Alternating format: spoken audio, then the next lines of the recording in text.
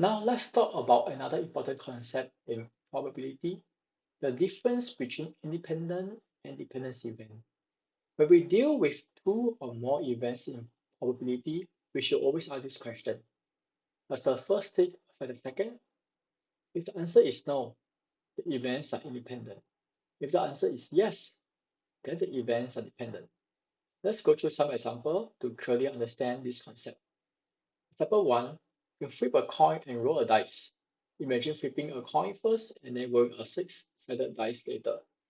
The coin can land on either heads or tail. The dice can land on 1 to 6.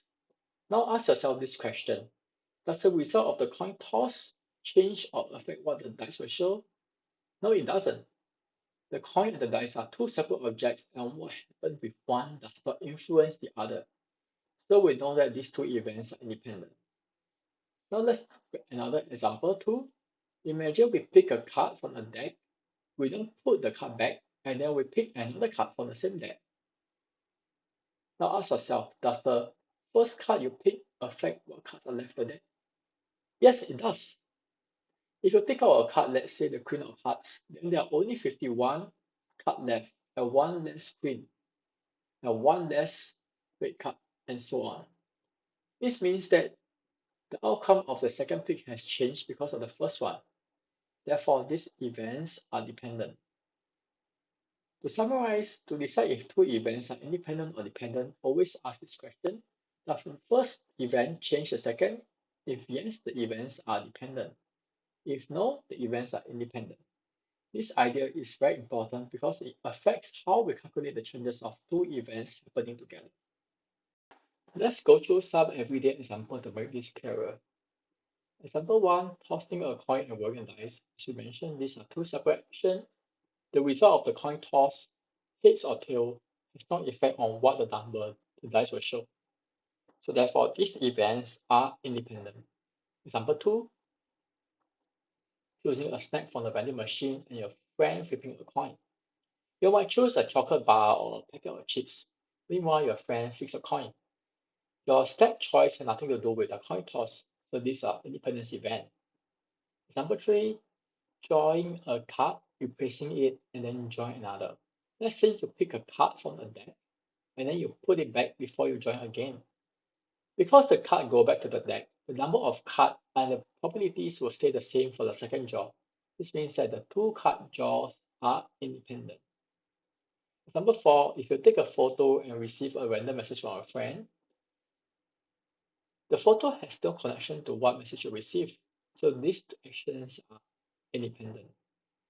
Last example, imagine you answer a math question correctly and the weather tomorrow. Note that the weather tomorrow has no effect on doing well on your test, and doing well on test has no effect on whether it rains or shine the next day. So these events are clearly independent. To summarize, to recognize independent events, just remember, if one event does not affect the other, they are independent. Understanding this helps us decide when we can treat events separately in probability.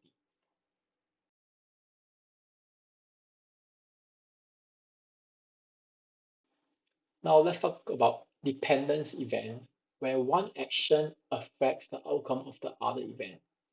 In probability, two events are dependent if the results of the first changes the possibility for the second. Here's the key question to ask. Does the first thing affect the second? If the answer is yes, then the events are dependent. Let's look at some real-life example to help us understand this clearly. Example 1, you draw two cards from a deck without replacement, meaning you draw one card from one deck, and then you don't put it back, and then you continue to draw another. Clearly, the deck now has one less card after you draw the first card, so the probability are different for the second draw. These two events are dependent. In the second example, you take a marble from the bag and not putting it back. Now the number of marbles have changed, and the color you took will affect what is left. So the second pick depends on what happened next, and so this is dependent. Example 3, you choose a student for a prize, then choosing another without replacement, without putting the first name back. Imagine you randomly choose a student for a prize, you don't put this name back. That means that fewer students and field name in the second pool. The second student changes have changed. These events are dependent. Example 4, if you eat a cookie from a jar and offer one to a friend, what's left from the cookie jar depends on what you already took. So this makes the events dependent. In the last example, if you try to borrow a book from the library and your friend try to borrow the same one, these are dependent events. Imagine that if you borrow the only copy of the book, your friend can't borrow this book, at least not right away. Your action has directly affected what's available to your friend. So these events are dependent. To recognize dependent event, just ask, does the first event change the situation for the second? If yes, the events are dependent. The outcome of the second event relies on what happened first.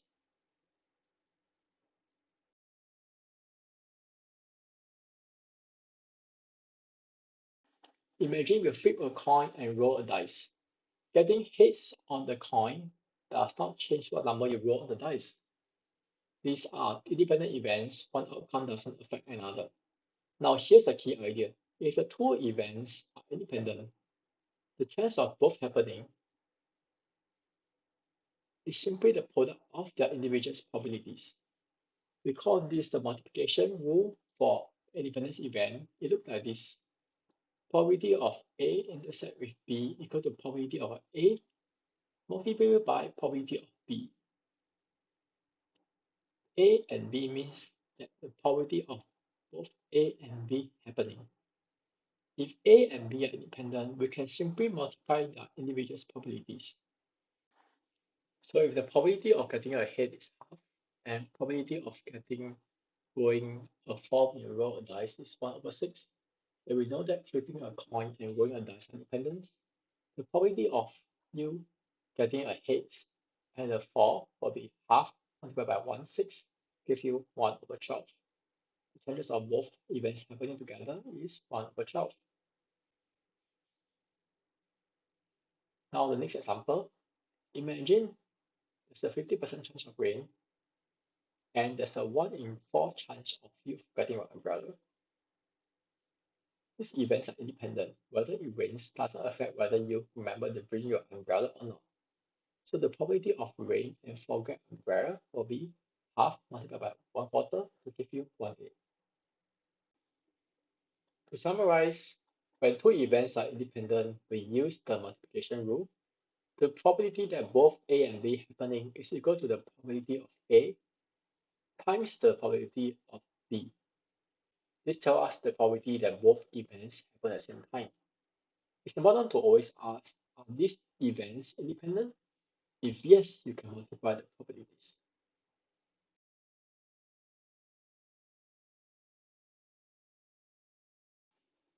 Now let's solve a probability question step by step, and this involves drawing marbles with a jar with replacement.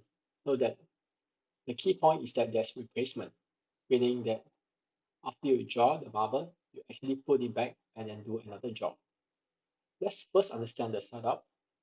We have a jar that contains 4 red marbles and 1 green marble. So there are a total of 5 marbles in the jar. And here's what's going to happen. A marble is drawn at random. The color is noted. Then it is put back into the jar before drawing the second marble. This is called brief replacement, and it's important because it means the total number of marbles stay the same for both draws. This means that the probability stay the same for the first and second draw. Now let's solve each part. First, what's the probability that the first marble drawn is red? Well, there are 4 red marbles out of 5, so we know that probability of red on the first draw equal to 4 out of 5. B. What is the probability that the first marble is red and then the second is green? Let's break this into two parts. We know that the probability of red on the first draw is 4/5, and then now we know probability of green on the second draw is equal to 1/5 because the marble was replaced. So the jar is back to 4 green, 4 red and 1 green. Now because these draw are independent due to the replacement, we can use the multiplication rule. Probability of red then green equal to 4/5 multiplied by 1/5 equal to 4/5. Last one, what is the probability that both marbles drawn are of the same color? There are two ways that this can happen, red and red and green and green. Now let's calculate both. Probability of red then red equal to 4 over 5 multiplied by 4 over 5, which gives you 16 over 25. Probability of green then green equal to 1/5 by 1/5, which gives you 1 over 25. Now we get them together. Probability of same color equal to 16 over 25 plus 1 over 25 equal to 17 over 25. This formula is from the formula we learned earlier on mutually exclusive, meaning if event A and event B are mutually exclusive, then probability of event A or probability of event B equal to probability of event A plus probability of event B. To summarize, when you withdraw a replacement, the total number of items stay the same for each job. This way the event is independent, and therefore we can multiply the probabilities.